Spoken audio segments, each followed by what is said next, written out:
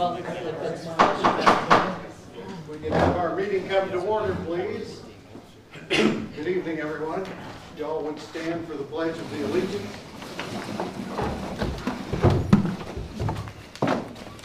I pledge allegiance to the flag of the United States of America and to the republic for which it stands, one nation, under God, indivisible, with liberty and justice for all. This is a special board meeting to allow the candidates for the vacancy on the board to answer questions, give statements, and so on. And then the board will vote on the candidate of choice. We'll start with introducing Ms. Polly Balzer, Polly Balzer, who will be our moderator, asking the questions and seeing to it that the meeting moves along orderly.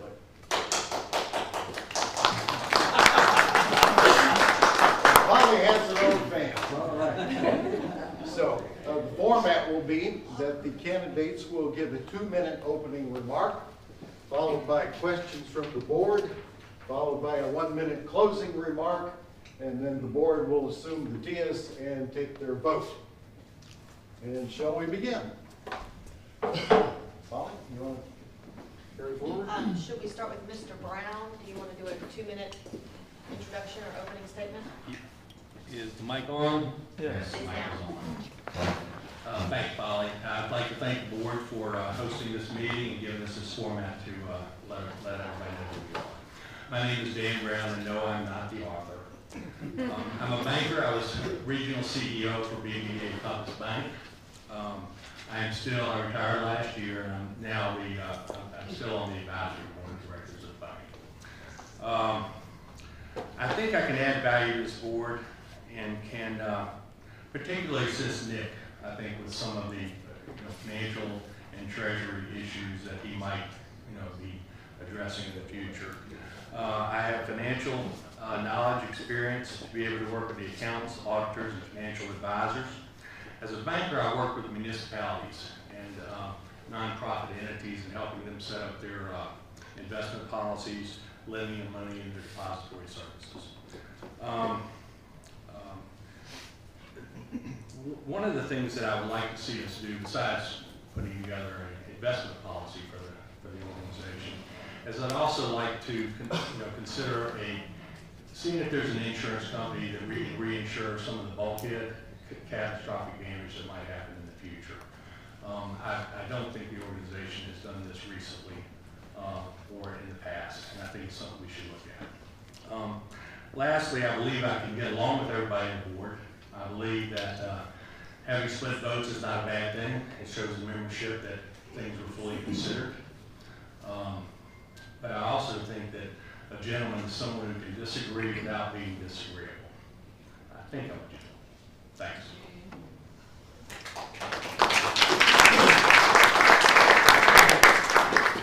Ms. Graves? Thank you, Polly. Good evening, everyone. My name is Sandy Graves, and thank you to the current board for holding this special meeting. I live at 15802 Gypsy. I've been a resident of the island going on 3 years this coming June. A little bit of my background: I retired from Northwest Airlines. I was general manager there in Billings, Montana. I was also plant manager for Northwest there in Billings as well. I have served on several boards while I lived in Montana. I've been involved with many service organizations, and I'm the current president of New Neighbors League. So I think I have a wide variety of experiences. I believe that I can work with individuals. I believe I can work with groups. And I believe that I can bring fresh set of fresh eyes and fresh set of ideas to the board. And this is my home. And I just want to make it better. Thank you. Mr. Goodhart? Good evening. Hello. That one is there. You go. Everyone's up. Okay, my name is Alan Guggenheim. looks like it's red. It's my microphone, it doesn't work. That's yours, huh?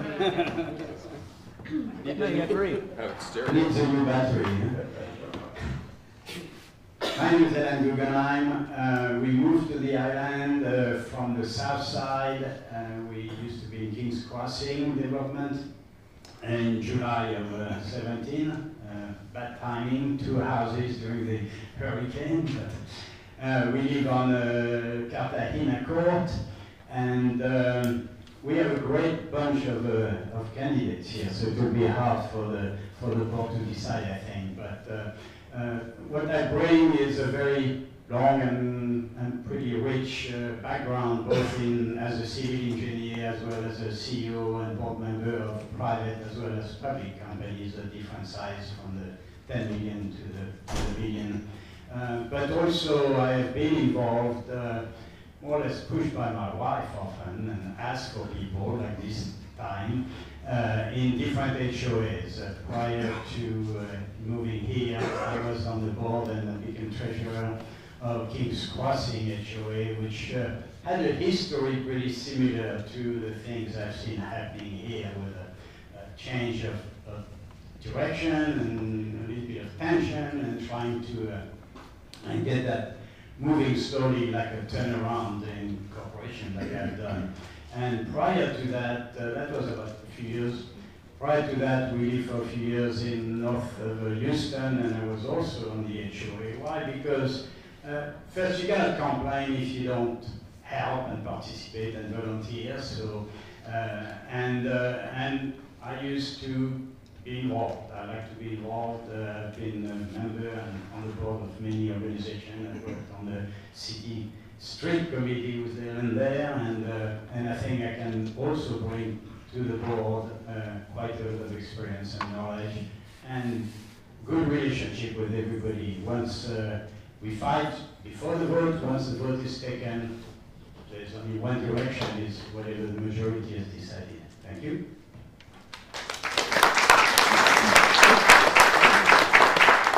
Mr. Jeffers? Thank you, Polly. Good evening. My name is Ron Jeffers. I lived on Escapade Street since 2016. I'd like to applaud the current board for the great strides which has been accomplished over these past 10 months. Starting with basically a green field, our organization is beginning to function as it should, a multi-million-dollar business. I'm a retired soldier, having spent 20 years as a counterintelligence agent during the Cold War. After retirement, I continued my career as an information security consultant on multiple secret and top secret projects for the government. I also worked for corporate America, working for the top corporations. I hold a master's in information security and several industry standard certifications. That being said, my concerns for our PRA are primarily security related. Foremost is the safety and security of our residents on the island. It should be paramount to all board and staff members, as it is the primary concern of the membership. There is nothing more valuable than the safety and security of a human life. Taking responsibility for the protection of our membership, this area is in dire need. We have issues with the security of member information, security and incident response training, federal and state regulatory compliance, as well as compliance with our own bylaws and covenants. Adequate training is not provided to our board or staff to be aware of what they're not doing. This must be remedied. Upgrading the security of our POA's IT system, including the removal of the current system and replacing it with the state-of-the-art secure IT system. The justification for this is the current state of threat against HOAs. Hackers target HOAs because they are historically lax in security. A few months ago, the LA Times published an article by Donnie Vincentian, which highlighted the recent targeting of HOAs. The hackers penetrate the HOA's computer systems, steal personal and financial information to sell on the dark web for very lucrative sums. The hackers target the most profitable HOAs since the personal information as well as the financial data is more valuable. There is no one present in this room who can provide a current detailed security assessment of our organization's systems. Ignorance on this one topic can damage our organization and our membership. It is an expense we can and should afford. These are my concerns shared with members, which I would, if appointed, focus on to remedy. Thank you very much.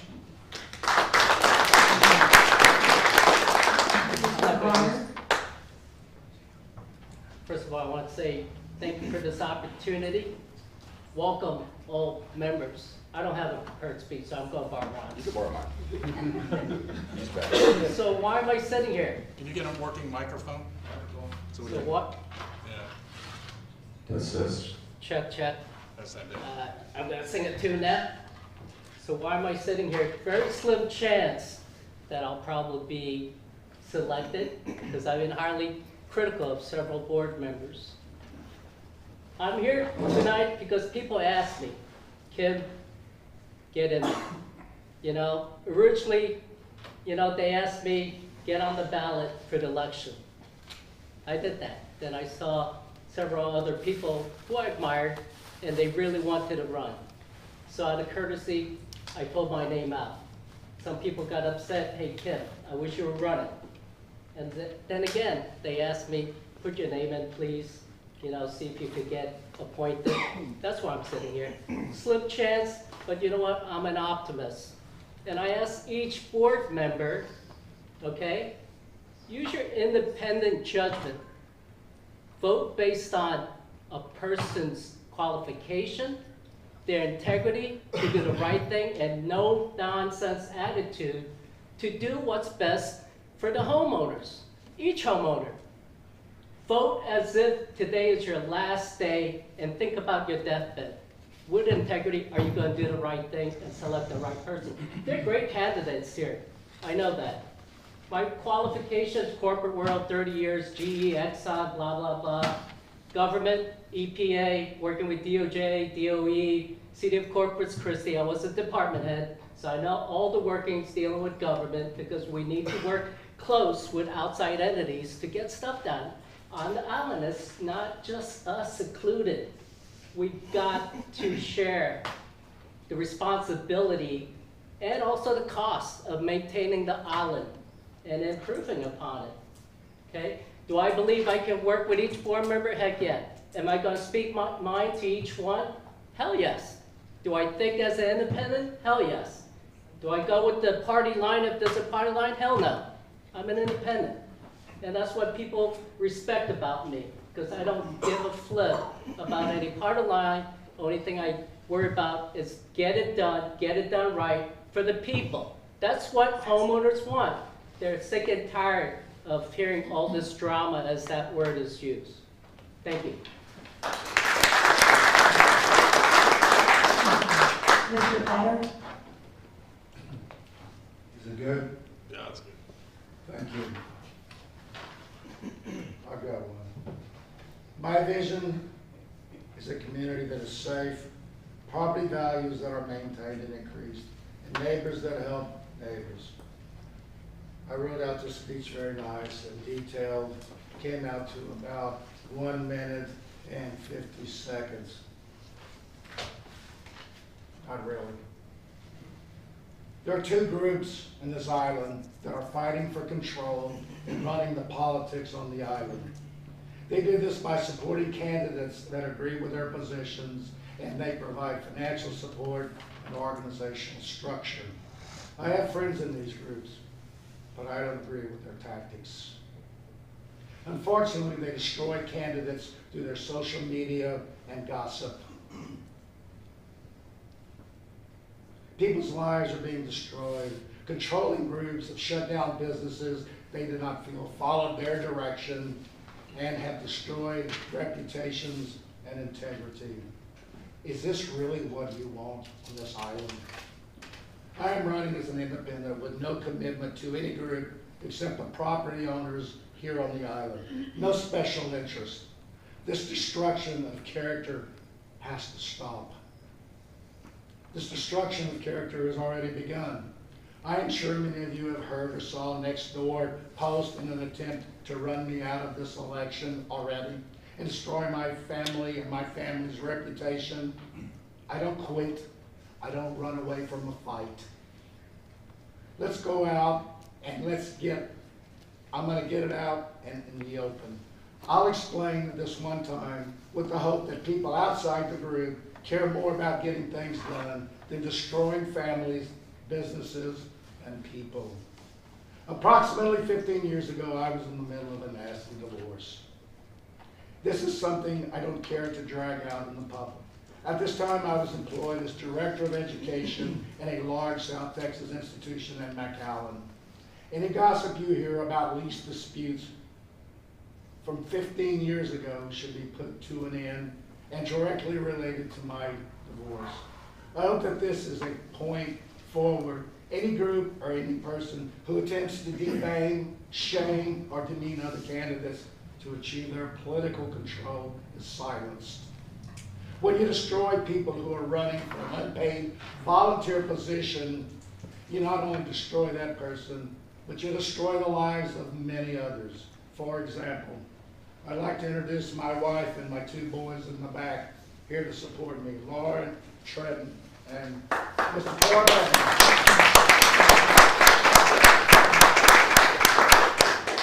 These are also the ones you destroy. It's got to stop, people. Since I have no alliance to any group, your support for me will be from the property owners in this community. I'm not easily intimidated or scared by those who simply use this technique to stay in control in politics on this island. I will work for the good of the property owners and try to bring civility, rationality back to our South Texas culture. I hope this board sits down and comes to a decision tonight and not let it go on. Thank you.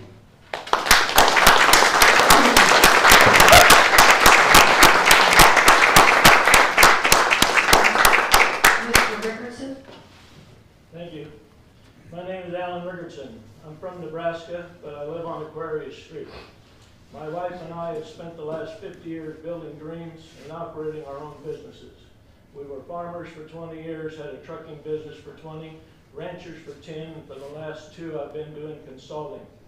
In all of our different businesses, I've done every job. I may have been making a deal to purchase some new trucks in the morning, and then been washing the office windows in the afternoon, from CEO to scooping the leftovers out of the horses' stalls. Simply put, I am 100% a business person. I only have one hobby. That is to build something out of nothing and make a living to it. As an example of building a dream, my wife and I started a trucking company in 1989 with 2 trucks and a handful of credit cards. By 2009, this business had gross revenues of $36 million. On March 1st, 2017, my wife and I purchased a home here and moved to Padre Island. Within the first month here, I started hearing stories concerning the POA. On August 1st, 2017, we needed to have several legal documents notarized, and since the POA had a notary service, we stopped by. Within 1 minute of stepping foot in the POA office, I could tell there was something very, very wrong there. I had attended several board meetings, but it wasn't until this visit to the POA office that I really started to focus on what was actually going on. I started reading the letters to the editor in the Moon. I spent hours not only reading the minutes of the past board meetings, but also the articles of incorporation, the many amended sets of bylaws, and all of the subdivision covenants, and what I could find concerning the last 10 years of POA financial records. The more I learned about the way the POA was being managed, the clearer it became. This POA was being mismanaged into the ground. Thank you.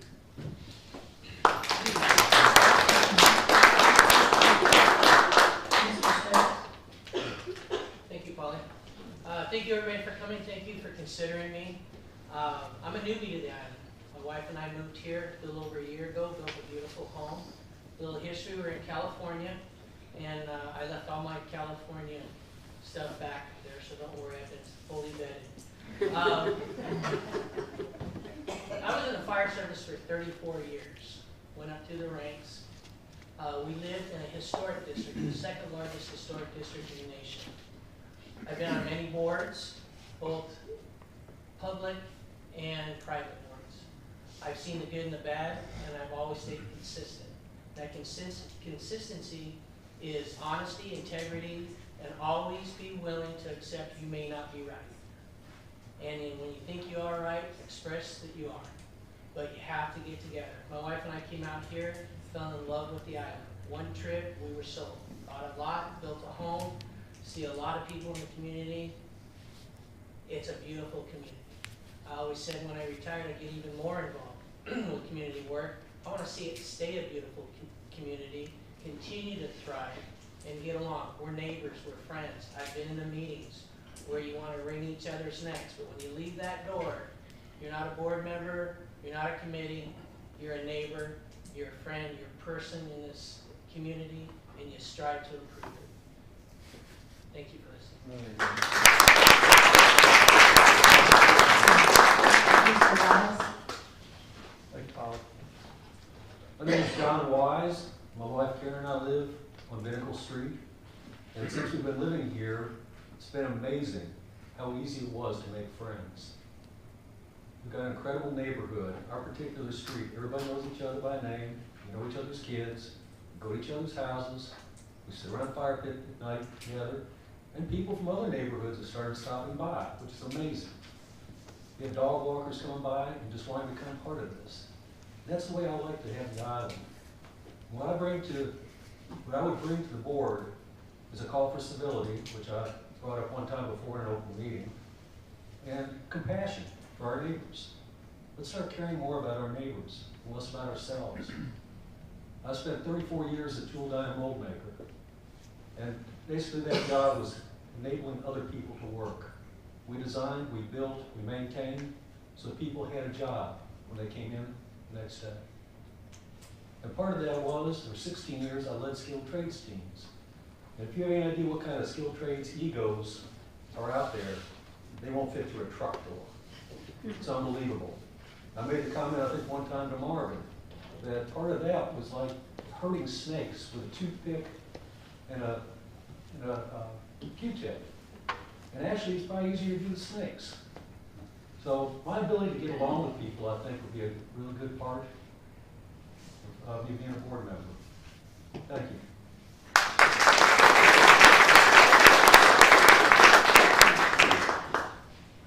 I'm going to start the first question with Mr. Brown. What committees have you been on or other boards, and how can they help the PIPOA? How long do I have? Not long. Okay, fair enough. A minute and a half. As a bank, we have a Community Reinvestment Act mandate. So I've been involved, I've actually started and founded community development corporations in the Baton Rouge, Louisiana area, where I spent most of my young banking career. I've been on the board of at least 3 HOAs. I was also most recently the chairman of the board, president of the board of the Elk and Southie condominiums out on the island. Unfortunately, during that term, when the walls fell off, and I ended up having to do special assessments. You know, we're now at 120,000 a unit.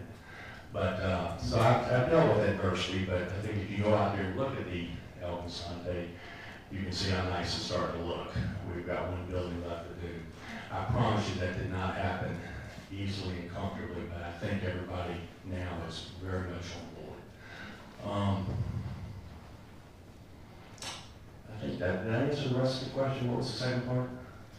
I think you did, and how can they help the PIPOA? Yeah, so I think I can bring, you know, a level of expertise to the organization. I've been involved. But once again, I think what a lot of folks up here says, you know, I'm not all that drama. I'm not a drama guy either. I think that the board can get along just fine. I think that if you disagree, it's perfectly okay. I don't think there's anybody up here that would have a problem with a full-out disagreement. Okay, so I'm not going to be a yes person, but I do believe that tough decisions need to be made, and I think I've experienced, you know, where I think I showed the experience to be able to make the tough decisions. Ms. Graves, do you have an answer to that question? Would you like me to read it again? No, I can answer it. Thank you. On the POA, I served on the ACC for a little while. I am a current board member of the La Posada Foundation, which I was in charge of toy collection and grants. I am current president of New Neighbors League here in Corpus Christi. I I have served on various PTA state boards in Montana. I was vice president, Montana State PTA. I was vice president, Yellowstone Valley PTA Council, and I was secretary for Eagle Cliffs PTA. I also served on the Parks Board in Billings, Montana. I've served on the Associated Vietnam Veterans of America Board, and I was also part of a team that was put together by Northwest Airlines to prepare for a very large FAA audit. Mr. Guggenheim? Yes, I mentioned before that I was on the board and treasurer of 2 HOAs prior, including in difficult times. The first one in the Woodlands actually was a brand new development, and so the problem was to transition from developer-driven HOA and bylaws written by the developer for the developer to a more homeowner HOA, and I think we have a similar problem here. Nobody has taken the time, and for voluntary organization it's very hard to take the time and to do a complete bylaw revision and covenant revision and make sure that, especially when we have so many covenants as here, make sure that they are adapted to the times and that they respect at least the majority of the feeling. I'm not blind to the fact that in HOA there are people who are more on the stringent enforcement side and some people who are more maybe conservative or flexible. I am a conservative.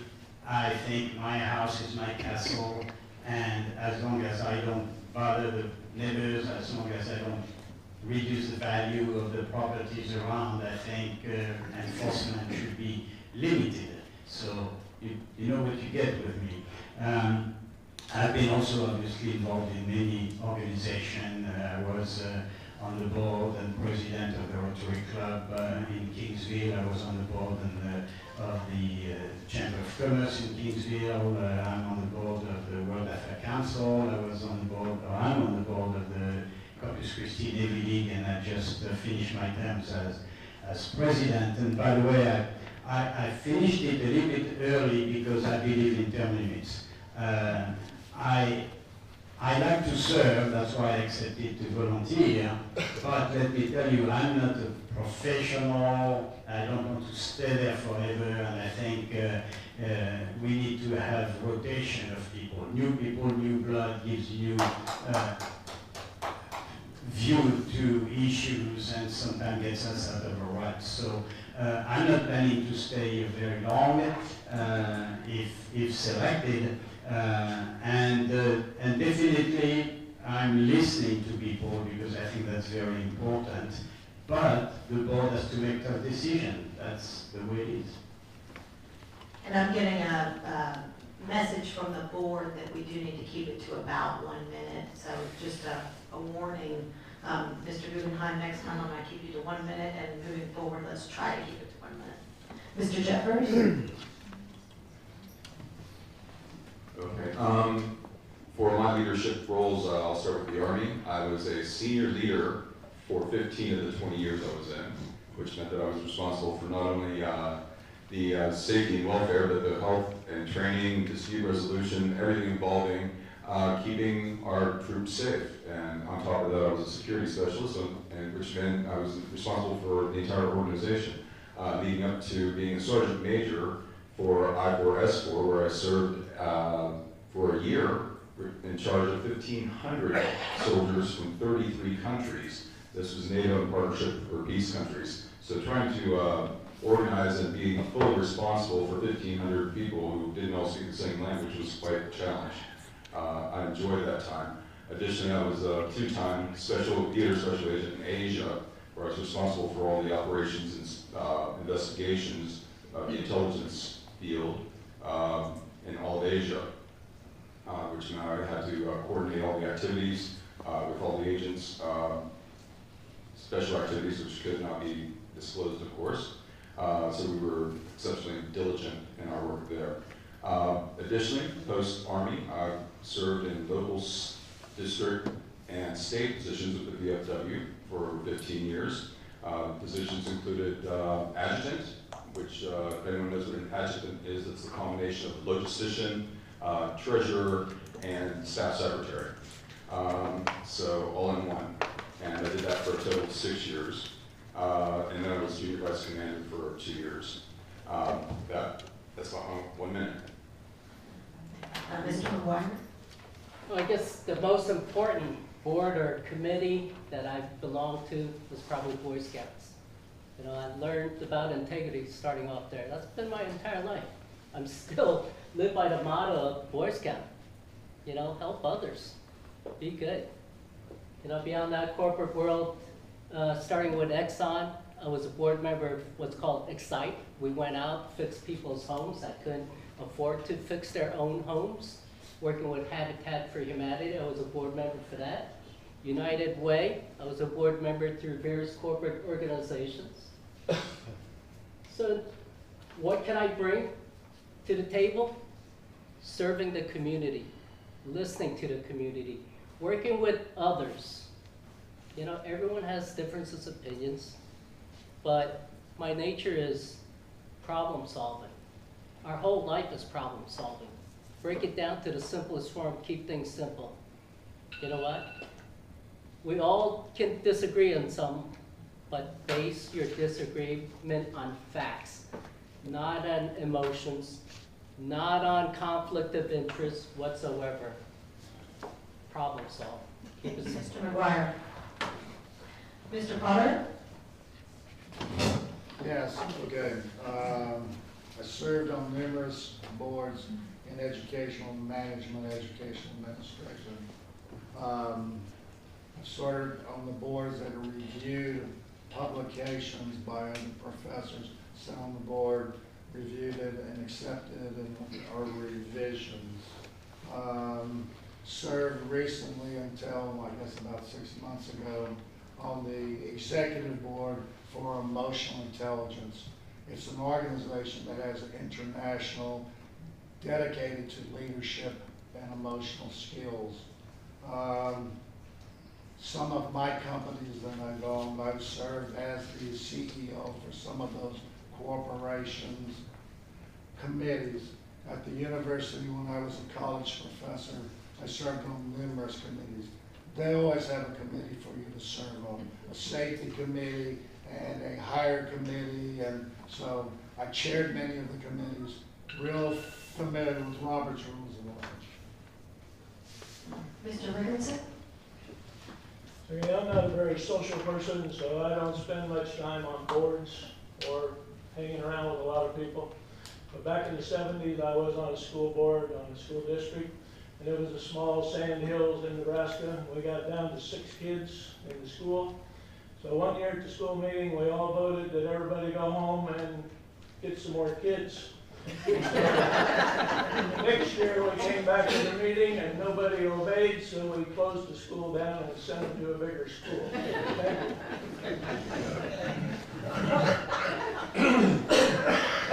Hard to follow that one. Like I mentioned earlier, a lot of my experience in volunteer work, I've been on multiple boards, many committees. A lot of that is in public safety and community. Currently, I am on the Padre Island Yacht Club board, newly elected. And I've been on a few committees here in town with motorcycle runs, La Posada, that kind of stuff. I told you we came from a historic district, and the second largest in the United States. And I was a member of the committee on there. Part of it was compliance. A historic district has a whole lot of things you can and can't do, and I think I can tie it all up in 1 minute, give an example of what I learned and how I benefited. They wrote me up for something I did on my 100-year-old house, and I went down there steaming mad, got on the committee, realized I was wrong.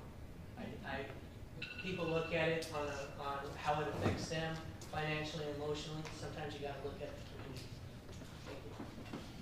Thank you. Mr. Wise? Starting out with right now, I'm a board member for the Gulf Coast Rock River Mineral Society, which is a nonprofit educational group. And before we moved here to the island, I was living in Kentucky, I was an officer with Moose Lodge, the original Moose Lodge. Before that, I chaired business team steering committee for General Electric plant. So I do have a little bit of experience with boards. I would very much like to get involved. Thank you. Ms. Graves, the next question will go to you. What are the 3 issues most important to you? 1 minute. Money. I think that we need to have a good set of books, a good accounting system, and just get the books really straight. Secondly, I think our compliance issues is another area where I think we need to address. There are things that need to be looked at, updated, changed. I mean, these were formed back in the 70s, and here we are 2019. So times change, and I think our community needs to change with it, but we need to do it smart. And again, ACC. Those guidelines need to be looked at one by one, and we need to change with the times. So I think that is the 3 main things that I feel are important. Mr. Guggenheim? Yes, I see 3 things and more actually. But to start with 3, indeed I would agree. The internal operational issues, systems, accounting, bookkeeping, controls, all that needs to be upgraded for sure and in much better shape. In the midterm, I think we need to do, as I mentioned before, a review of our bylaws and covenants and prepare with a large participation of the homeowners, prepare some possible revisions for a vote, and that's a tough task. And the third thing I think that's important in the long term is to do the reserve study, because we own, the POA owns a lot of things, common area maintenance and a lot of other things, and we need to make an inventory of all that, value them, see how much maintenance is needed over time, how much for replacement. Thank you. Mr. Jeffers? Okay, there are numerous issues that I'd like to see addressed, but my top 3 would, again, as I stated in my opening comments, would be security and the protection of our membership, and that includes information security and protection of our physical data. I think that our membership data is at risk right now, and I believe our physical data is at risk right now. And I believe that should be paramount, that we repair that, because if the data is leaked out into the dark web, we'll all have credit cards and bank loans opened in our names. We need to fix that quickly. Secondly, fiscal responsibility and 100% accountability for all of our properties needs to be done. We need to conduct 100% inventory, make sure that what we own down to their serial numbers, and our fiscal responsibility, we can account for every penny in our accounts, know where they're going, who's being paid by whom. Last, ensuring the overall success of the organization, whatever it takes to do that. And that can be a myriad things, from serving on committees and oversight on committees to generally providing guidance, governance and compliance and audit. Thank you. Mr. McGuire? Could you repeat the question again, please? What are the 3 issues most important to you? As far as Island matters, right? I'm assuming. There's go. All right. So safety and security. You know, we enjoy the freedom here to be here feeling safe. But if you listen and see what's going on within our community, there's a lot of crime that's going on. You know, all of us are blinded. There's meth on the island. There's prostitution on the island. There's big headaches. And eventually, someone's probably going to get hurt, and that'd be a sad day. Financial management. You know, we got to get the books in order. We all know that. We've heard of it, and so forth. Compliance, hey, it's out there in the social media, bickering back and forth. We need to straighten up our covenants, bylaws, make sure it's clear black and white, and not by anyone's individual's opinion, what someone's yard should look like, and so forth. Those are my 3 top priorities, what I feel is necessary for concentrating on. Thank you. I'd like to move on to the next question unless any of the other, any of the other 5 candidates or applicants, I should say, have anything to add. Mr. Rickardson, 1 minute. Yeah, I would like to let you know that the compliance is being fixed right now. Within the next few months, it'll start getting straightened out better. They're already doing a better job.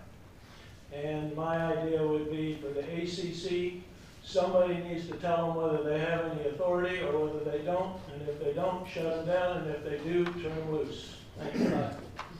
Thank you, Mr. Rickardson. Mr. Brown, you raised your hand?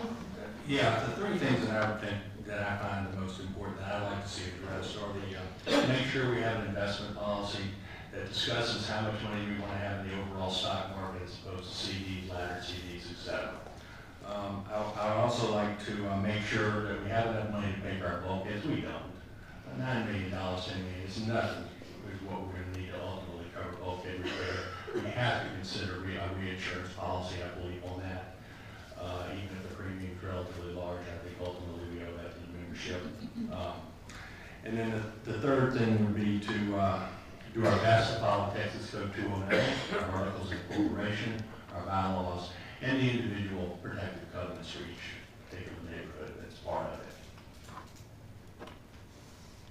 Thank you, Mr. Brown. Anybody else? Yes. Mr. Carter? Yeah, I agree a lot with safety and security. I think the island is a place, and we've talked about it in different meetings, where safety should come first. The safety of families, safety. I agree with the financials. We need to update the financials.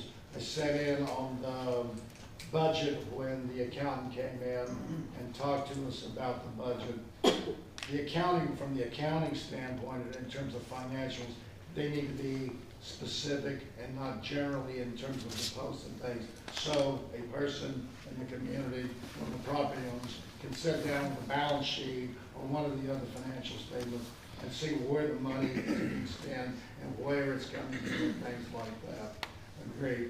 The investments of this organization doesn't seem to be what it should be based on the amount.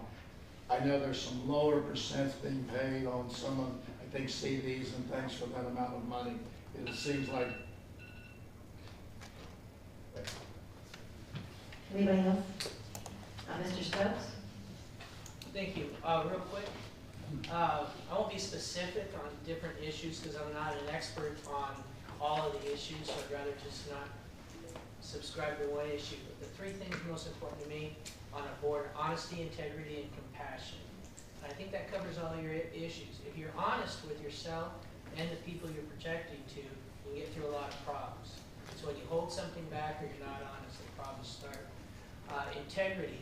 If I'm given a job to follow the rules, to do what I'm supposed to do for this island, the board, POA, the community, it's my job to have integrity and follow those, whether it's something I agree with or not. Compassion is, we're not all going to get along. But at the end of the day, we're all community members, we're all people, we're all neighbors. Thank you. Mr. Lyons? So much of what everybody's been talking about leads to what I think is the biggest problem we have: polarization. You've got too many factions pulling in different directions. We need to all get together and try to, if we can't be friends, be civil to each other and try to work together. As a board member throughout General Mineral Society, I broke up a battle among other board members one night with simply telling them, when in doubt, do no harm. Thank you. Okay. Next question is, how much time are you willing to commit to the PIPOA?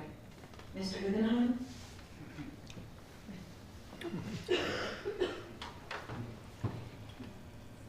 Well, I'm a little bit of a workaholic, so as much as needed, I guess, would be my answer. And I expect more at the beginning. But I think we can also, at the size the POA is, we can and should get maybe more professional in the way we do things.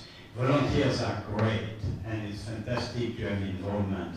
but to some extent you need also to have a professional organization managing the POA and enough resources in the office to do the part that needs to be done, either to isolate the board a little bit from the small petty daily things, or to do the groundwork to prepare things so that the board and some of the officers of the board can do their job properly. Treasurer can report if he has good financial. Mr. Jeffers? Thank you. As it happens, last month I was able to retire for the second time. So retired from information security at this point, and I am free as my beautiful and loving wife will let me be. So I spent a lot of time prior, while I was working full time, up to 70, 80 hours a week in information security. I would still manage to make the meetings and work weekends and volunteer around the island. So now that I have a lot of time, I have as much time as there is in the day. Mr. Warner? Well, I'm not gonna let it consume my life, that's for sure. I'm not retired. I'm not retired. It's a volunteer position. High management. Use intellectual mind. Problem solve. Be methodological. Okay? I know so many board members spending so much time on this. It shouldn't be this way. It's a volunteer position. Fix the damn thing, work together, do the right thing, and move on. Then we all can enjoy life. It shouldn't be overbearing, people bitching at each other. It should be that way. We need to have fun. Mr. Potter, I'll make the next question to you. Okay. What, in your opinion, are the maintenance duties of the PIPOA, and what should we be spending? Spending. Would you like me to repeat it? Dollar, no, I'm not understanding the question. Dollar amount, or what you mean spending? In energy, time, please? What, in your opinion, I'm just gonna reread it because I'm gonna let you interpret it as you would like. Okay. What, in your opinion, are the maintenance duties of the PIPOA, and what should we be spending?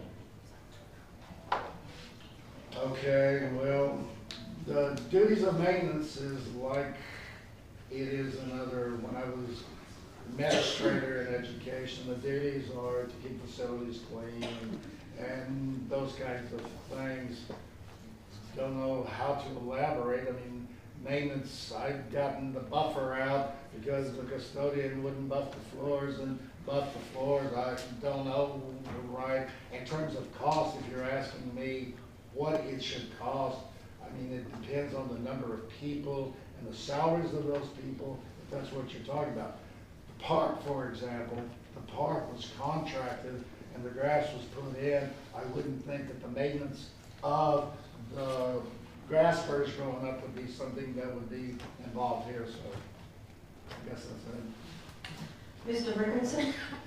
Yeah, I don't understand the question either, but I would answer by saying back to the ACC committee, if you're talking about maintenance, the ACC committee needs to be told what they can do and not do, and then let them start doing their job. Right now, they got their hands tied, I think, and so as far as maintenance of the island, it's just common areas and mowing the lawn and that kind of stuff, and I have no idea what it would cost.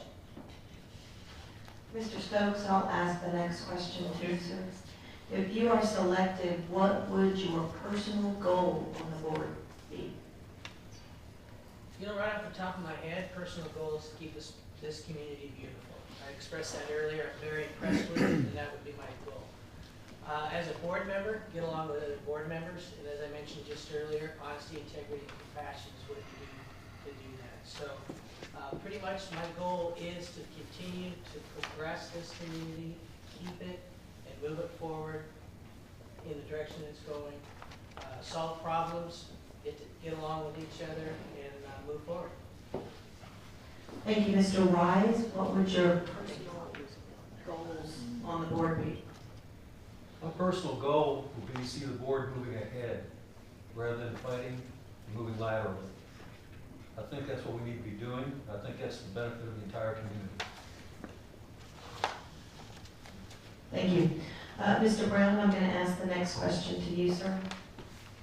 Do you think that we should, as a PIPOA, market and encourage neighborhoods that don't currently belong to join us? What about new ones?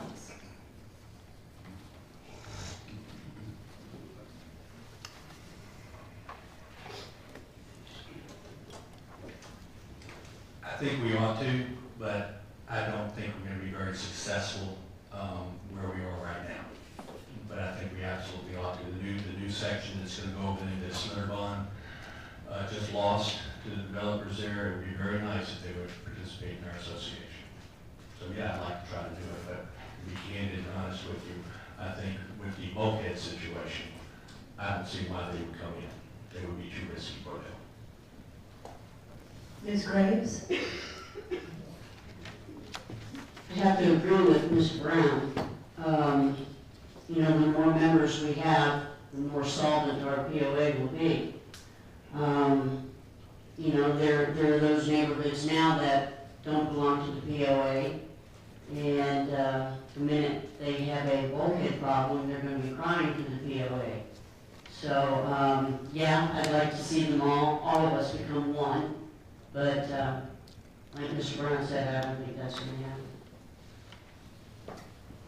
Mr. Guggenheim, I'd like to ask the next question to you, sir. Will you take a criminal background check? Sure.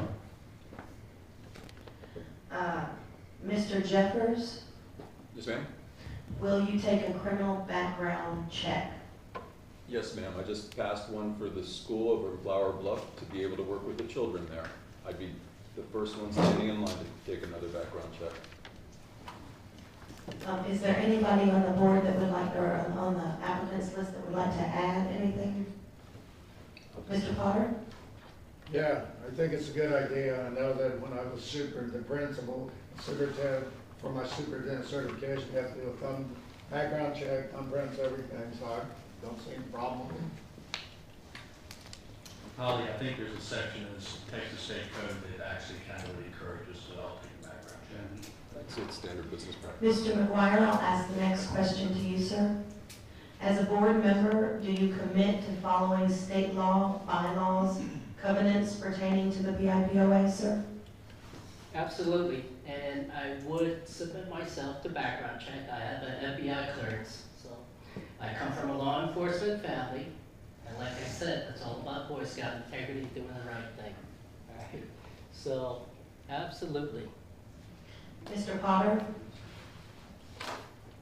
You said the state laws, bylaws, and what else? Covenants pertaining to PIPOA? Yes, in the sense that I would follow the laws. However, I think, it's my opinion, that there are some discrepancies between the bylaws of the sub and state laws. And I'm not sure exactly which one I would follow, the bylaws or the state laws. The state should preempt it, but that would be a legal dispute. Covenants, I think the covenants was a promise that was made a long time ago to a lot of people, and that we should honor that, yes. Mr. Richardson, do you have anything to add to that, sir? Yeah, I follow the law. And by the way, the other question, I have a lot of time to commit, except my wife makes me clean house on Mondays, so I'm okay. Mr. Stokes, I'd like to ask the next question to you, sir.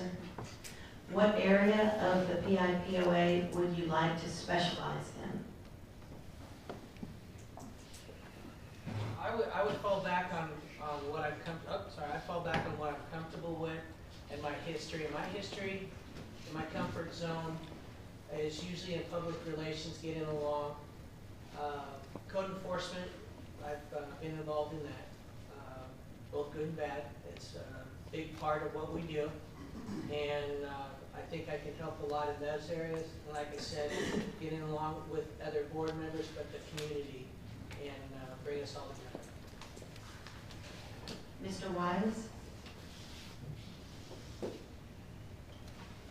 I don't have a specific area, but I would be willing to help out if anybody needs help. There are a lot of things that I am good at. It'll just be a matter of how will I fit in and what you guys ask. Thank you. Mr. Brown, I'd like to ask you the next question, sir. Tell us what you know about our bulkheads, the seawall, and dredging. Well, their work, yeah, they seem to be working. They're holding back water. But I don't think we've done a full assessment on what it would cost to fully repair with a catastrophic event. I've talked to the various board members here, and none of them can go back and suggest that has been done, which is, I think, one of the primary things that this association is responsible for, is making sure we take care of our bulkheads. And, you know, if it's $180 million or $360 million, I don't think there's anybody here who suggests we have near enough money in reserves. And we're not going to be able to assess enough money to do it. So I think we need to come up with a solution before the next storm causes some level of issue. I'm not the doomsday guy. I don't think we're going to have, you know, 100% loss of bulkheads, but will we have 9 million? Yeah, I think that's a pretty easy call. Ms. Graves? Okay, you brought up the seawall, and you asked one person, is the seawall the POA's responsibility? I've been told yes, and I've been told no. If the seawall is our responsibility, it's in pretty bad shape. I mean, I'm out there a lot and I see it, and if we have a full-blown storm, that thing's gone. So I guess the first thing would be is, do we or do we not have a responsibility to that? As far as our bulkheads are concerned, I think we need to have a better assessment than what we do have, because some of them are in good shape and some of them are not. And so the ones that are not, we have to look at, you know, how are we going to fix them? You know, not just a Band-Aid. Really need to fix them so they'll protect us. You know, the last storm that we had, Harvey, even though it hit up in Port A, currently, Mr. Guggenheim, next question, sir. What do you think of the new administration is in quotes, and their successes to date, 11 months of leadership? So I guess it means the new board rather than the administration itself. Rather than President Trump, yes. Then, again, we're right in the middle of the election and the fights and all that. I think I don't like personally all the fighting. I don't like the bad mouthing. On the other hand, when you look at 5,000 people or so having a dozen or so elements who are more aggressively hanging on social media, it's not unusual. And I would tend to ignore it and just never respond. That's my personal feeling. I wish we would have gone faster. I think, for example, the repairs after Harvey of the markers in the channels, I think we could have done it faster. I think that both for whatever side of the issue is. Now, it's very important also to not forget we have fiduciary duty, which means we need to spend the money wisely. It's very easy to overspend when it's not your money. Mr. Jeffers? Same question? Same question.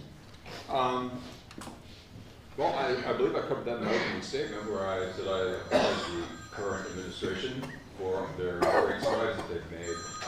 Despite the contentious environment, starting with the Greenfield, basically, they've done great things in the 10, 11 months that they've been in office. I'd like to go back to the question regarding following laws, bylaws, and governance.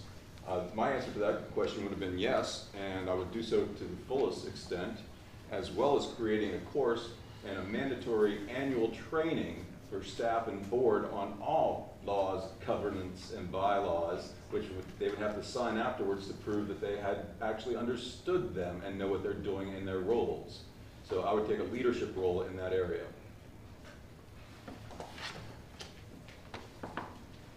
Mr. McGuire, next question.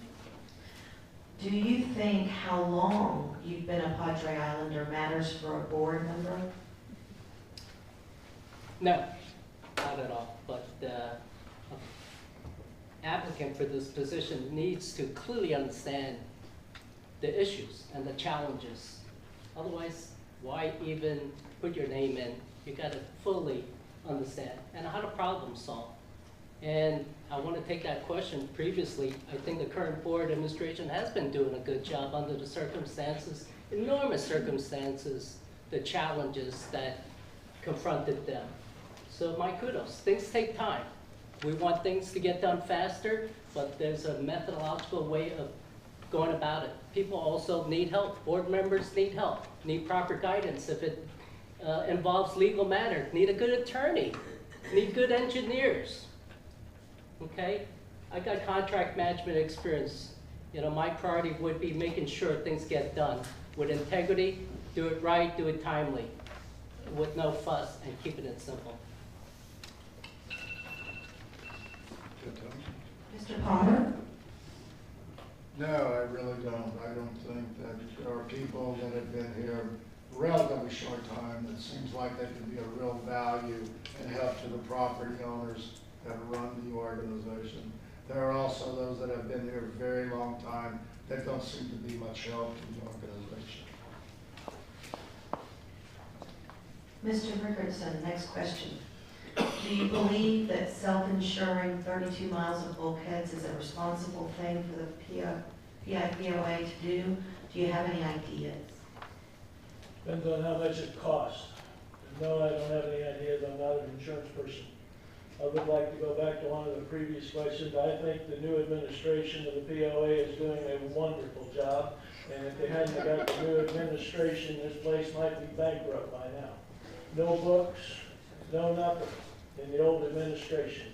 And if it hadn't been for the new ones, this place would be a real mess.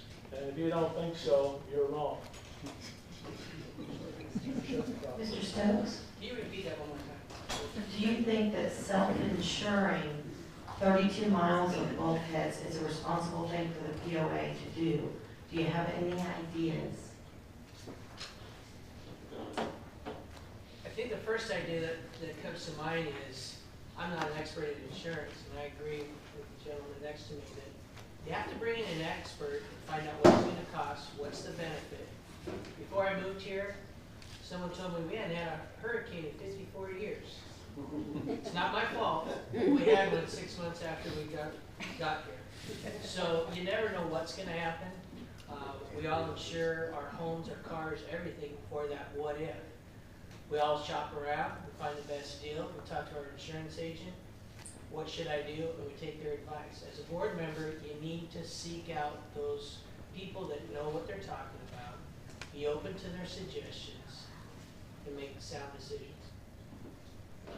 Mr. Wise, next question.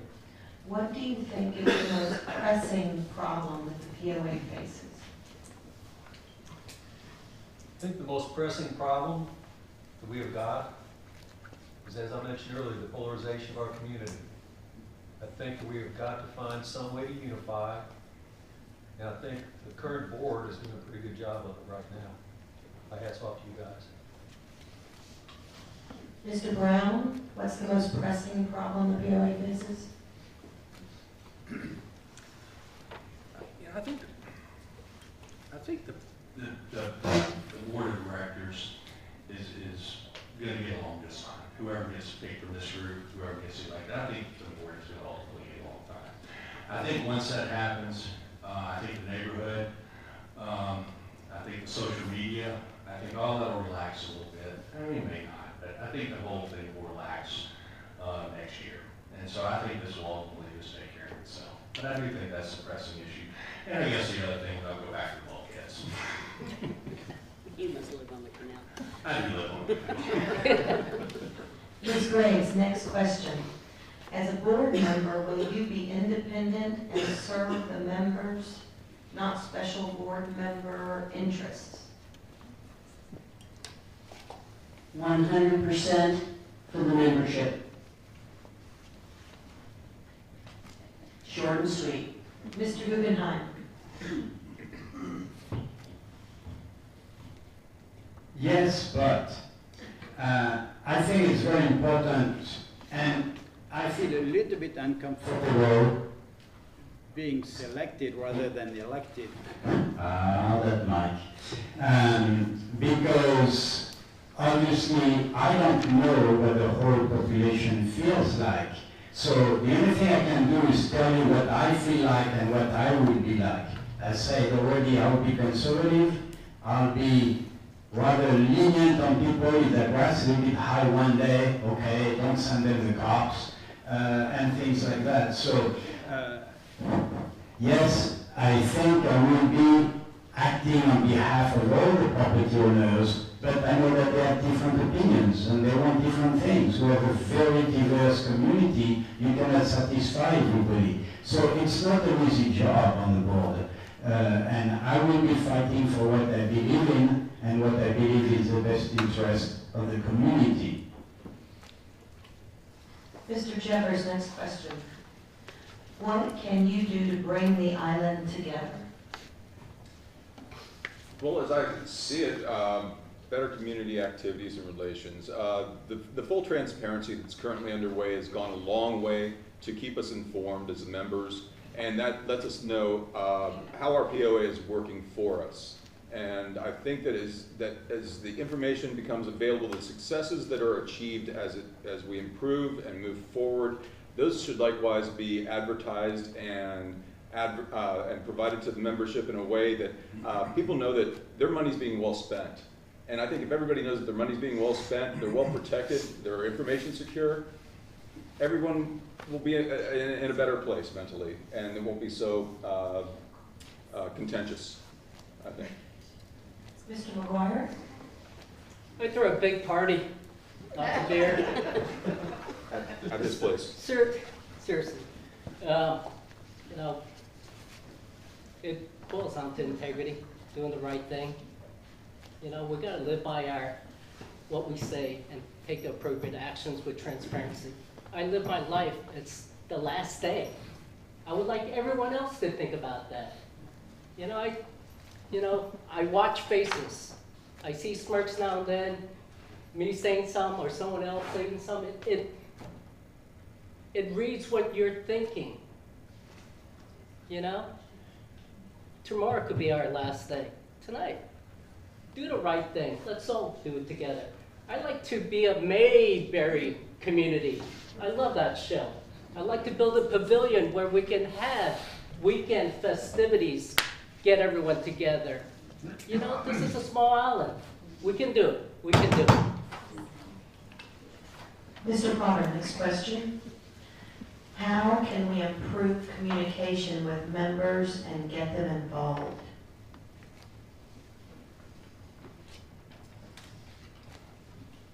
You can start with basic communication skills.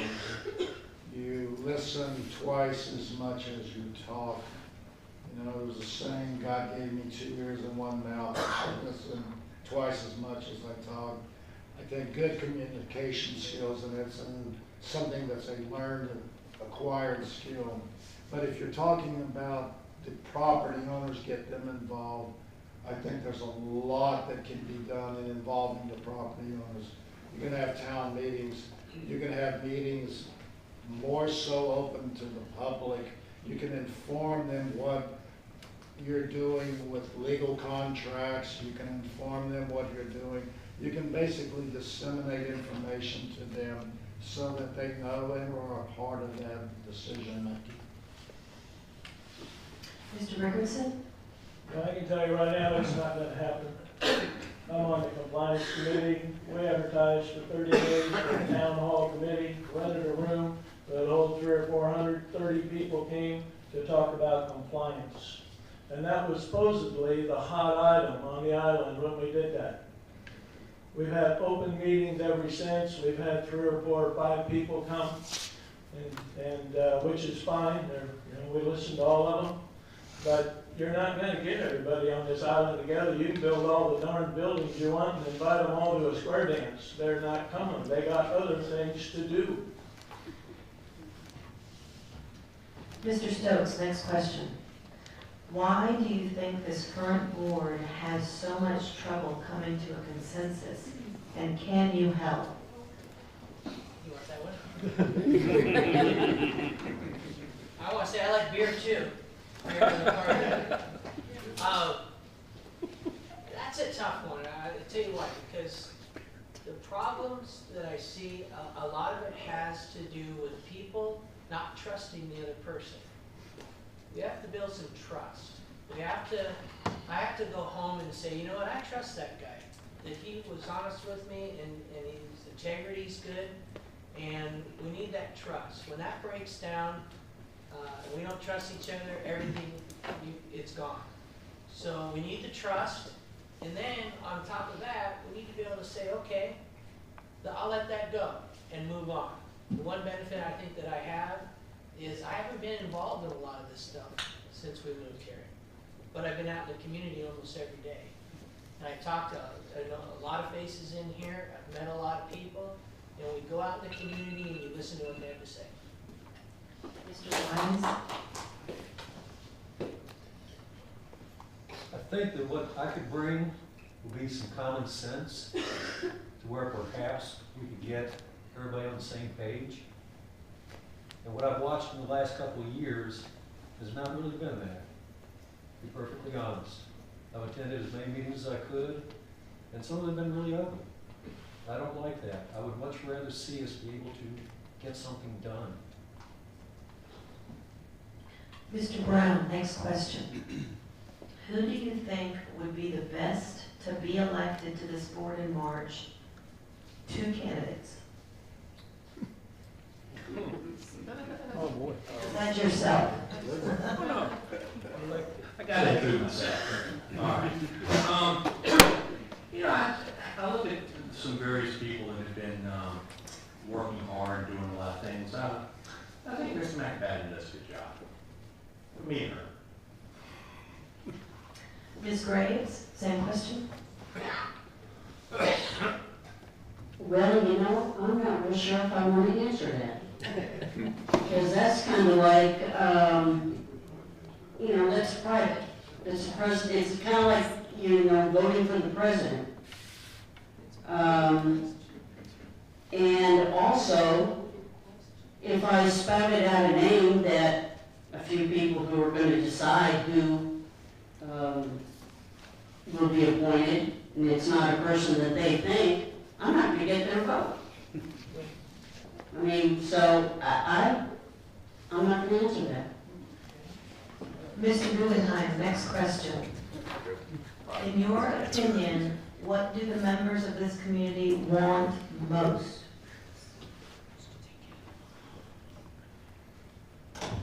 That's a good question, and I don't think we do know. I think communication has improved, but we need to do a lot more. We need to have a regular monthly newsletter. We need to have more open, two-way communication. When I was on the street committee, for example, the city lawyer said that we cannot have open meetings and we cannot have discussion between committee members without giving a 30-day, well, I'll forget it. Better microphone. Without giving a 30-day notice to everybody. And I said, that seems strange. Yes, that's the open record law, but let me look into it. I did look into it and I found out that that's not true. What you need to do is to have open communication. So for example, I would push for every committee, everybody who has meetings between and among people to have a website, which we did set up for the city, where people post the detail of what is proposed, and the members of the POA or the homeowners can post questions, answers, or post documents. So I think it will really require much better communication, two-way. Mr. Jeffers, Same question? same question. I believe that the membership would like a sense that all is well. And when I say all is well, I'm talking about that the bulkheads are maintained and safe. The seawall will protect us from the next major storm. Our money's accounted for. It's taken care of. We have 100% accountability of our property. The POA is functioning as a well-oiled machine. I think if we can provide the membership that kind of assurance, that would give them that sense that all is well, and that is what they really desire from this organization. Mr. McGuire, next question. Boards are made up of a diverse group of people with different skills and backgrounds. How can your skills help this board? Well, based on my experience, diverse experience, having worked for some incredible companies like Exxon and GE, I mean, you can't get any more diverse than that. Also, having been a department head at City of Corpus Christi with so many people from, not only Corpus Christi, from elsewhere, I believe I can bring a foundation of experience, okay, working together with others. Again, yeah, it's not going to be kumbaya every single day, every single meeting, and so forth. But I'm a logical person. It always boils down to make your case, state the facts, take action, make a decision, and move on. And that's what people want, Islanders want. We hear this term drama, drama, drama. I don't think we're as bad as people make out to be. We're not. The most important thing on my mind, when the crap hits the storm, when is the next hurricane that's going to hit us? That's when we're all going to come together and be kumbaya, hug each other, and cry. We got to prepare for things like that. Safety and security. Again, safety and security. Most of us are blinded. So just hearing about mailboxes being hammered on several streets from last night, it goes on, people. Some of us remain blinded. I don't read next door. There's probably more stuff.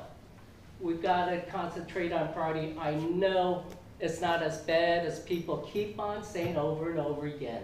We're fine. We'll get better. Mr. Potter? Would you read it again? Boards are made up of a diverse group of people with different skills and backgrounds. How can your skills help the board? Yes, basically I'll divide in three areas because I've only got a minute. I've had three kinds of experiences. One is in education leadership, where I give the supervision, the budgets of millions of dollars for the schools and things like that. The second one is I worked as a financial consultant and analyst with both George S. May and IPA. We went into businesses, we looked at their financials, we developed a plan for them to be profitable, paid for by the client to come in. Third, and I'm trying to rush it, is at the university. I served on committees, I taught classes to master's, doctoral students, classes of accounting, school finance, school law, and supervision of personnel. Mr. Richardson. Next question. What do you think about an Retired. and ready? Guaranteed for the first 40 minutes. After that. Experienced, sophisticated management company to manage the POA? No. Also, I want to answer another question that's back a little ways, why the board can't get along. For about 8 or 10 years, this POA was being managed into the ground, and then they got new management. And once they got new management, the old management did not want anybody to know how bad the old management was, and so they've been holding back on everything for the last 9, 10 months. How can it take 3 or 4 months to vote on an audit when the last executive director quit putting financial statements out in November of 2017, and people don't want an audit? The numbers are so bad, they wouldn't put out numbers But we have 3 board members that voted against an audit. A couple of them so bad, one of them got thrown out of the meeting. Mr. Stokes, same question. You repeat it one more time, or if it was, if we need a management company to manage the POA? Yes, No, yes. I don't believe so, I think that's kind of counterproductive. Cities don't get a management company to manage them, and we're in many ways like a small city. Rather than turn it over to someone else who may have problems within their organization, why don't we just fix our organization and manage our community? I want to take just a second. Oh, I do want to go back. You had asked how to improve community involvement. We have to lead by example. When they see that we're in disarray, they're going to be in disarray. I used to manage 2 cities on the fire department when I was on duty, 2 cities in a 27 square mile area, almost 300,000 people.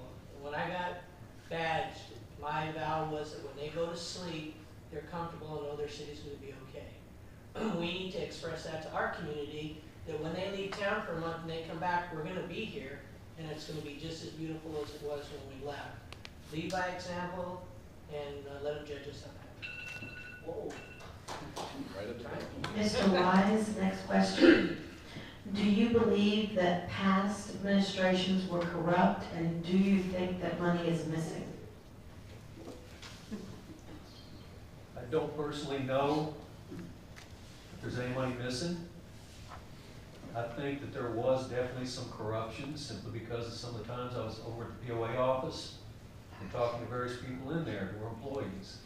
And some of them confided in me stuff that should not have happened. Why they told me, I don't know. But something was definitely wrong there. Mr. Brown, same question. Yeah, I don't know, but I don't think going forward we have any issues, and that's really what's more important. I mean, the auditor report, seemed like we're going in the right direction. I think we've got a good starting point. I don't think anybody's going to get prosecuted for anything, so I just like to get about it and move forward. Ms. Graves, same question. No, I was hoping I'd get a new one. No. We are usually out of questions, and so I'm gonna let anybody answer this one that would like to, and then we're gonna move on to closing statements. No, I'll answer it. Do I believe anybody in the past administration, if that's what you want to call them, corrupt?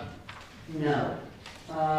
What I do think, though, is I think there were people in certain positions who were in over their heads, and that they made certain mistakes, and maybe they were trying to either fix those mistakes, hide those mistakes, but while doing that, I think that they might have dug themselves a deeper hole, and they found that they couldn't get out of it. So that's my answer. Mr. Guggenheim, would you like to answer that question? Not really, it's a tough question, but because we have no facts really. From what I've seen personally, when we bought a house, when we filed to get a new deck built and all that, there was a lot of mismanagement and incompetence, let's be frank. I think that some people were very nice and PR type, but they were not good financial bookkeepers, management style, and I think we need a much higher level of professionalism in the office. I think that's the duty of the board, is not to do it themselves, is to hire the right people, to put the right budget together, the right strategic plan, the right technology that is needed, and make sure that it's reporting properly to the board and to all the homeowners on a regular basis, so that there can be no question whether or not there was some impropriety or not. And the last point is, I think we need to move forward, not to backward forever, because it's not productive. We are all volunteers, and I think that's, I'd like to give a benefit of the doubt. Mr. Jeffers? Yeah, same question? Same question. Could you repeat the question, please? Do you believe that the past administrations were corrupt, and do you think that money is missing? Having been a federal investigator, my beliefs do not matter. To wit, nothing really matters except what you can prove. And to date, nothing criminal has been proven. So I would tend to go with, I believe what I can prove, and if I can't prove something, I don't believe it. So no, I don't believe they were criminally operating. Mismanagement, to the nth degree. There's no end to this management that I've seen based on the reading of checkbooks and audit files and looking at IT systems and other items that had gone on for decades within the organization. So yes, guilty of mismanagement, absolutely. Criminal activity, until somebody can prove it, not so much. Thank you. At this time, I'd like to open that same question to the remaining 5 applicants. Okay, I'll take it. Mr. Martin.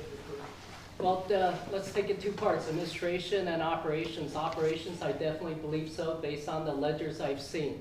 My experience is compliance auditing at corporate level. I definitely do believe there was corruption. As far as administration, I believe there was conflict of interest. Just wrong decisions, bad decisions, all right? But I definitely do believe there's money missing. It was just poor decisions. Whenever, you know, things don't get overlooked, watched, properly audited, and money's involved, best of people will just lose their way. I wholeheartedly believe there's money missing. I do. And that's based on my compliance experience. Any of the other 4 applicants?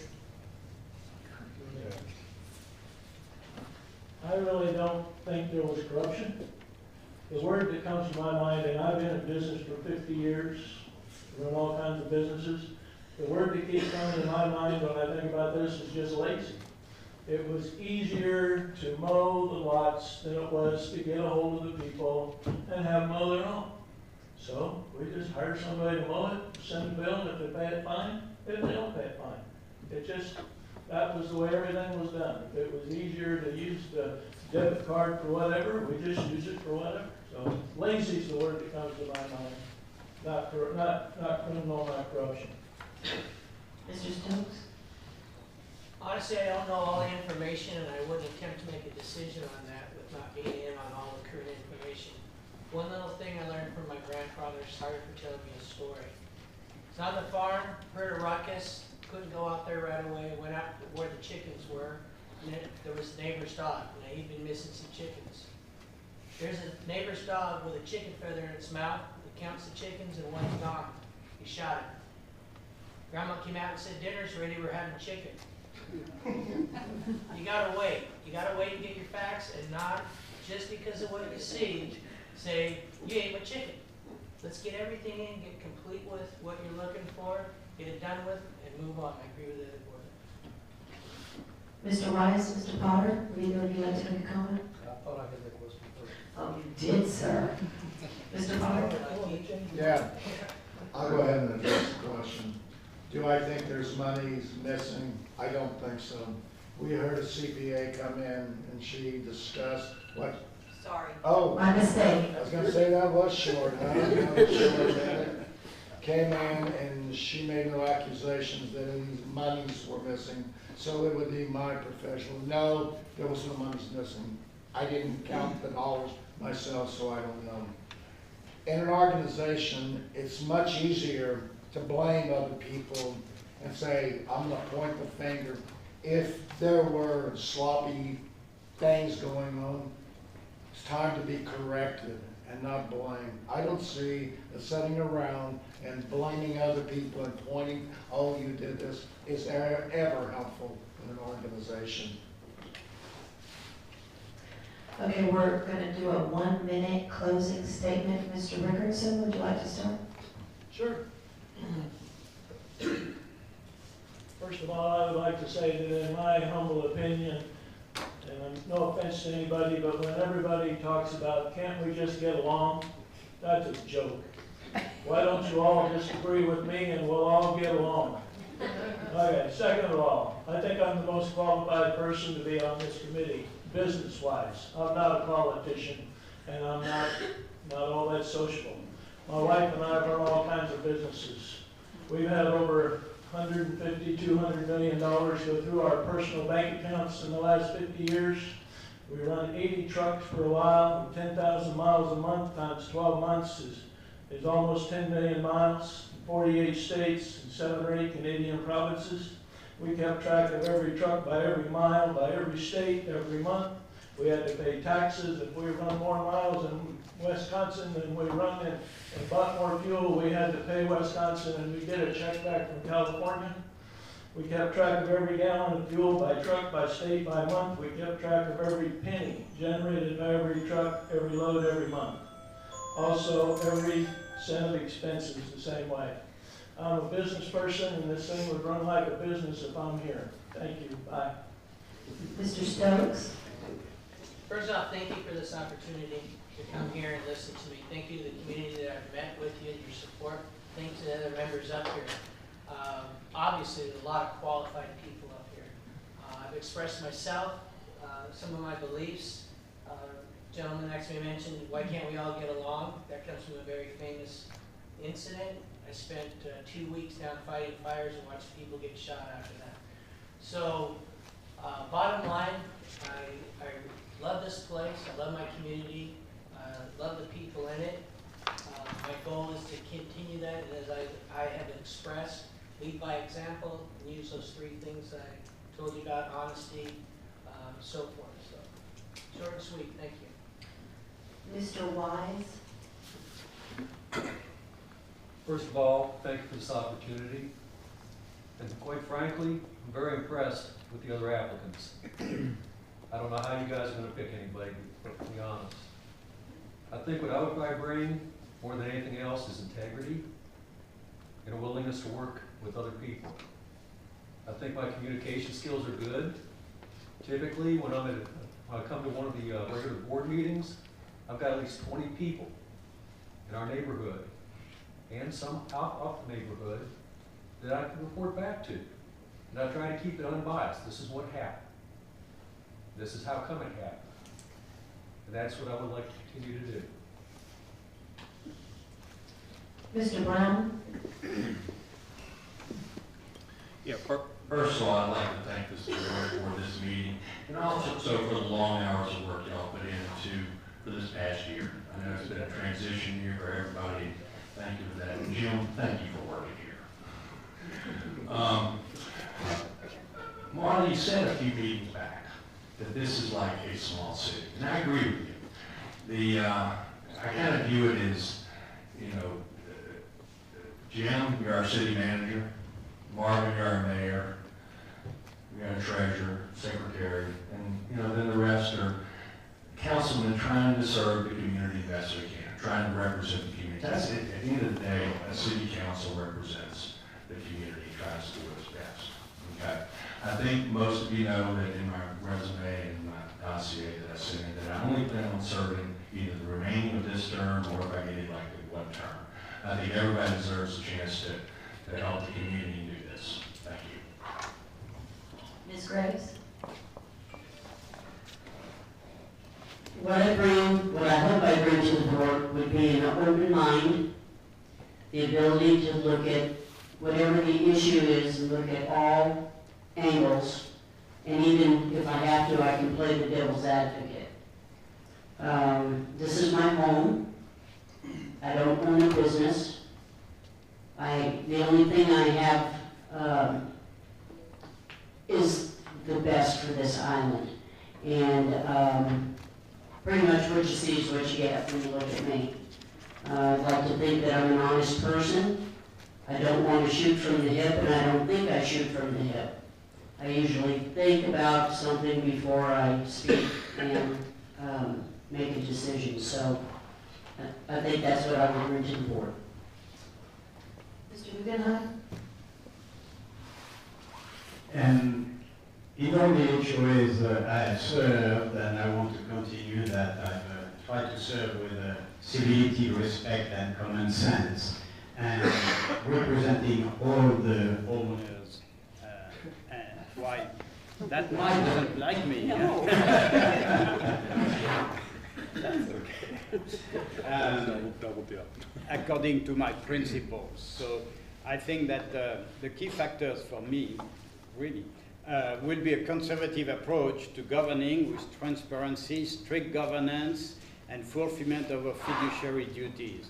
In particular, through sound and prudent budget and financial policies and reporting, respect of the property owners, and minimal enforcement limited to items clearly affecting neighbors or property's values. This requires balance, fairness, and clear two-way communication. These are concluded. Mr. Jeffers? Well, I think that what I would bring is my 40 years experience as a trusted advisor to commanders-in-chief, 4-star generals all around the world, as well as to corporate executives, CEOs for major corporations across the United States, Canada, and Mexico. I was always a trusted advisor. I was nobody's pet, ever, and I never will be. My role would be prioritizing operations, defining tasks. We need quick hit tasks, ones that you can do within 1 to 3 months, that gives everybody a feel good, raises morale with the staff, the board, and the membership. Then you prioritize those that need to be done within 3 months to 2 years. Those are your midterm projects, and beyond that are your long-term projects. Each project reported on, controlled, someone in charge of, and everybody accountable for every task that this organization is responsible to conduct. I think that prioritization of tasking is critical. I don't want to be on the board. Jeez almighty. I'm only sitting here because people ask me, God honest, I have a sense of duty, serving the people, my neighbors. That's honest truth. I don't want to be on the board. I don't have an ego. I don't have any conflict of interest. Damn, I don't. I've criticized some of you board members, and I'll continue to criticize if I believe bad decisions are made, not right actions are taken on behalf of the majority of the homeowners. I'll do that, continue to do that. I serve. I'm only sitting here, my valuable time, because people ask me. People ask me. That's the only reason. I want to do the right thing. As the Boy Scout motto always says, do the right thing. That's my whole life. I may be dead tomorrow. That's the way I live. I gotta do the right things every single day. That's me. Take it or leave it. All these candidates are great. I applaud them. Mr. Potter? Thank you for being here. It's good. I love living at the island. A couple years ago, 7, 8 years ago, when I was thinking about retiring, Lauren and I talked about moving to the island. It's a beautiful place. We can get in the truck or the car and be at the beach in a short time.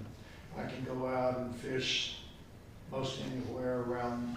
It's a wonderful place.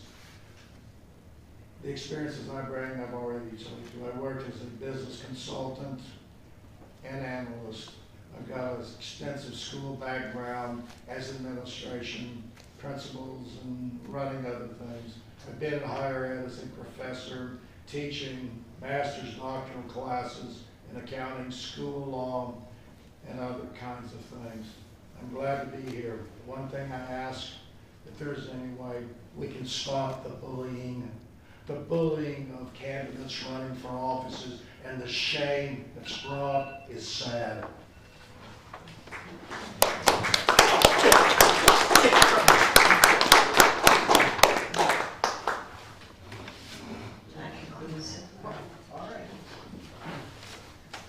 Well, I think we're so very fortunate to have such a wonderful lineup of candidates. Let's give them all a round of applause.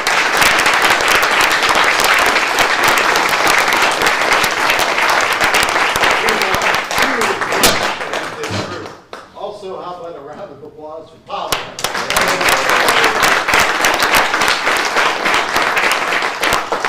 The board will take a 5-minute recess while we reset the table, give everybody a chance for a comfort stop, and then we'll reconvene. 5 minutes.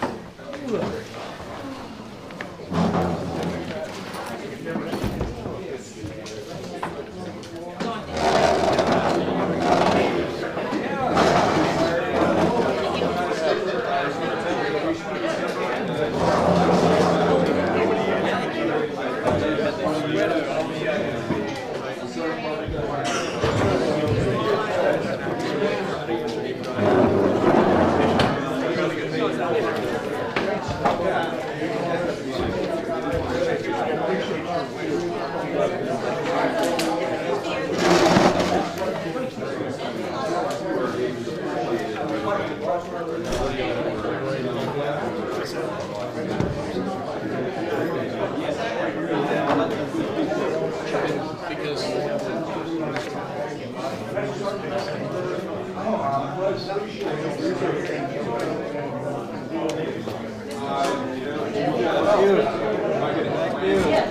They didn't all speak. And some of them were just before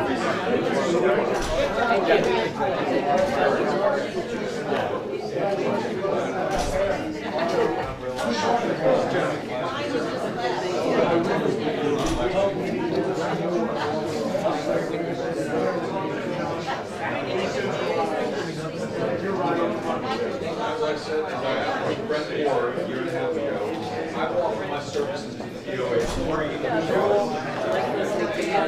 Thank you. I love the microphone. I love this.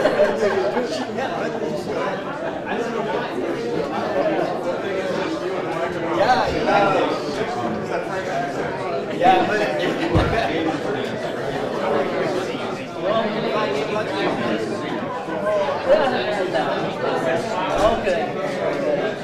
Yeah, we'll need to get together with you with that part, but I'll get the other things probably be sometime next week.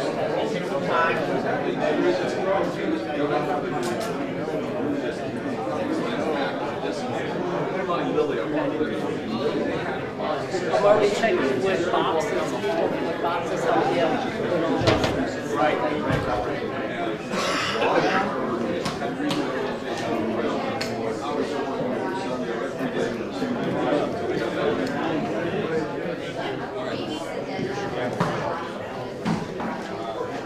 Still live?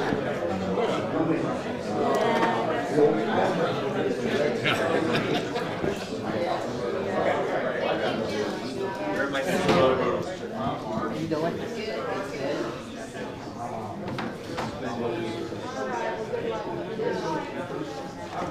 What's going on?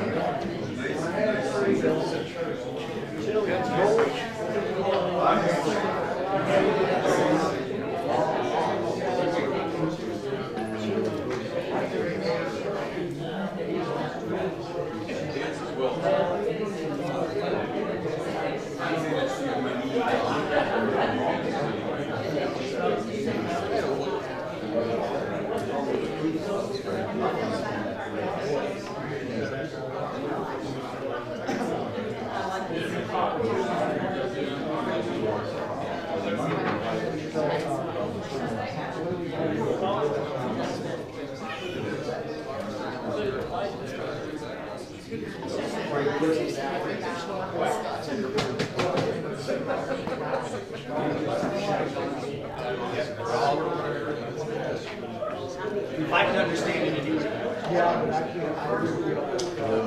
No, it's all printed. You want that.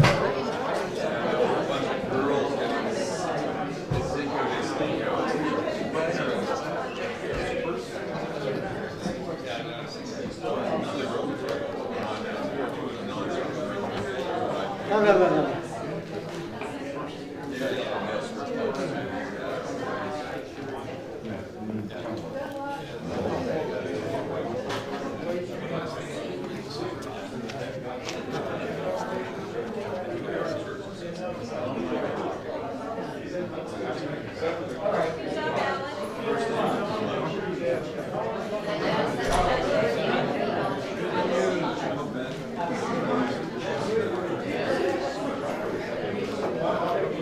Hey Marvin, I didn't get to say hello to you earlier. How are you? Good, how are you?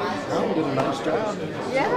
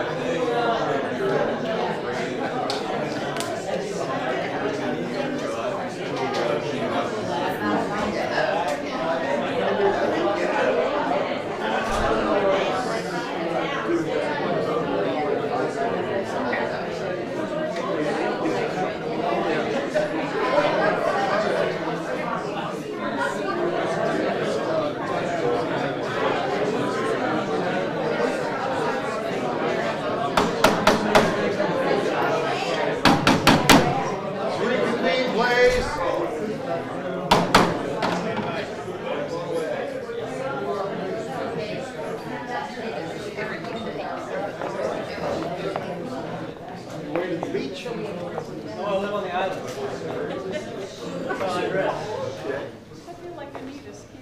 Wear stuff like this every other year. Everyone would take their seats.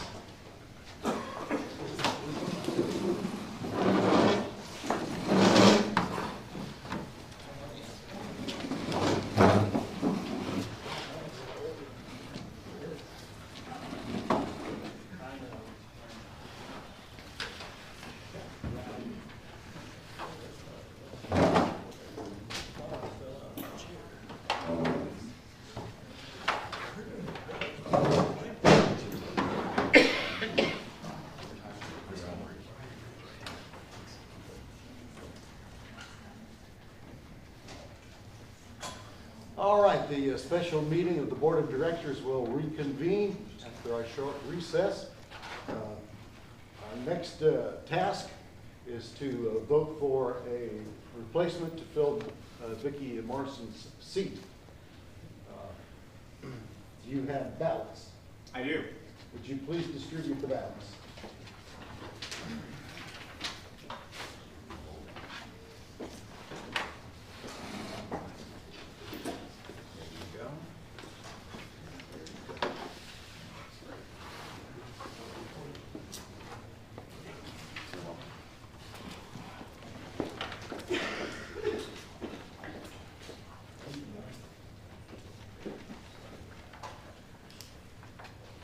Polly still here? Oh, there you go. Yeah, would you work with Jim on the challenge? We have two people looking at it. Yeah.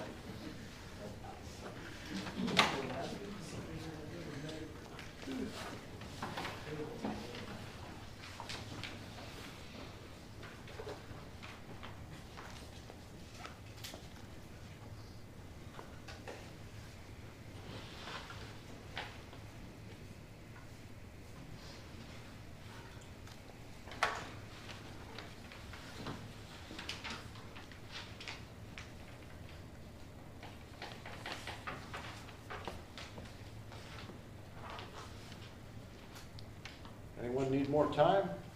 Ready? Jim, would you pick them up? Thank you.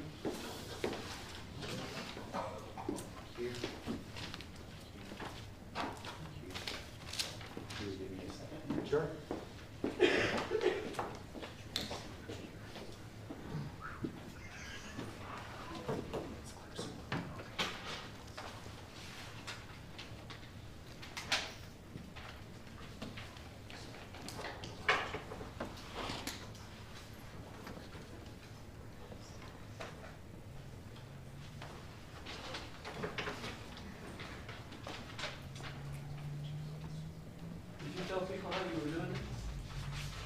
Yes, we have. Do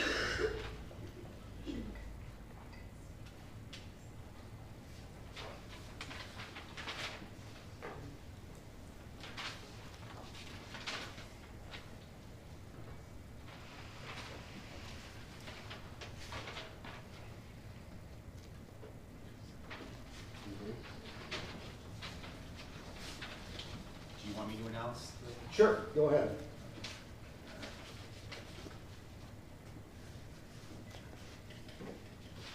Having received 6 ballots from the board, there are 3 votes for Mr. Guggenheim. There are 3 votes for Mr. Weiss. This is insufficient for appointment. Thank you. Polly, can you verify that for us? I confirm the count. All right, the board seems to be deadlocked on a candidate. The law requires us to follow the property code.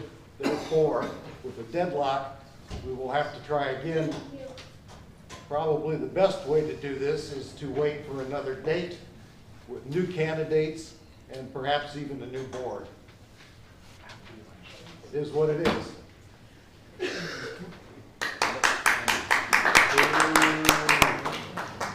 Motion to dismiss.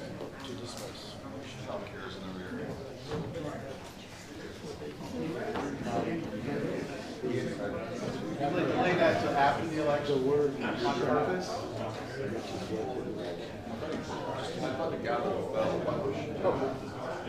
Make a motion to adjourn. Been moved and seconded to adjourn the meeting. All those in favor, raise your hand. Aye. One. Carter, yes. Martin, Nick, yes.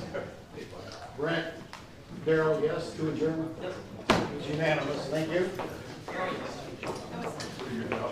Starry, starry night.